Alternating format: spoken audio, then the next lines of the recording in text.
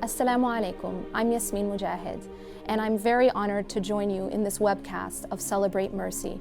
And this is something where we are joining together to celebrate the life of a very, very beautiful man, the Prophet Muhammad sallallahu alaihi wasallam.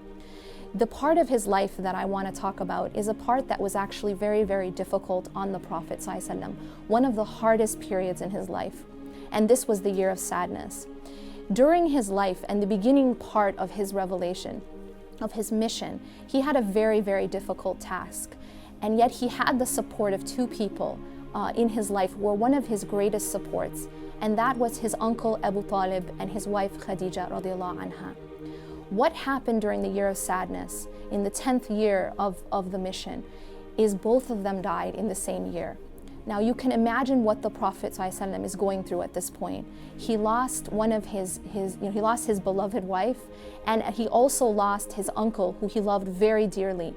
But he also lost a protection because the Quraysh were trying to attack the Prophet ﷺ, and one of the things that was barring them was the protection of Abu Talib.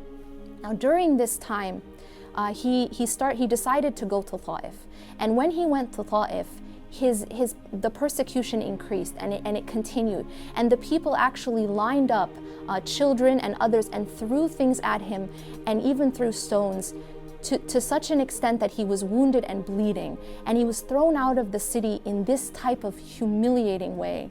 Now you can imagine what he was going through at this point. And he went and he sat under the tree and he made a very powerful dua. And there's one aspect of that dua that I want to focus on.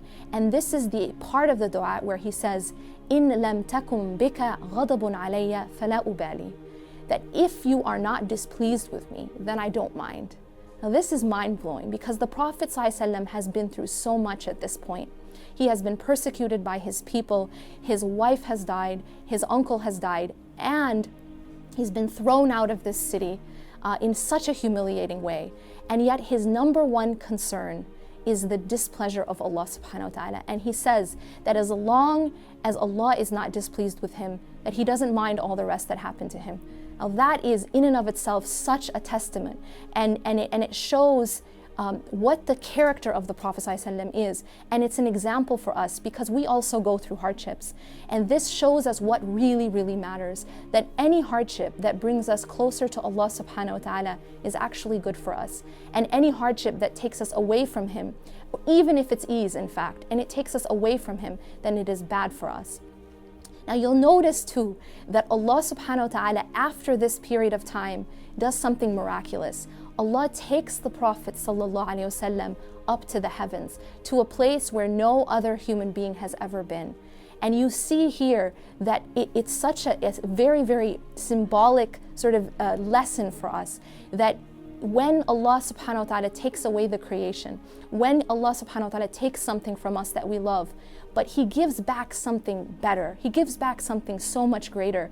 And in this case, it is that nearness to Allah subhanahu wa ta'ala.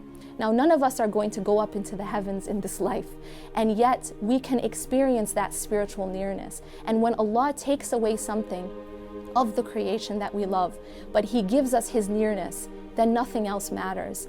If you are not displeased with us, O Allah, then I don't mind. This is the lesson, and this is the attitude that we should take, and this is the inspiration that we can get from the Prophet sallallahu alaihi wasallam. أقولي قولي هذا واستغفر الله لي ولكم إنه غفور رحيم والسلام عليكم ورحمة الله وبركاته. محمد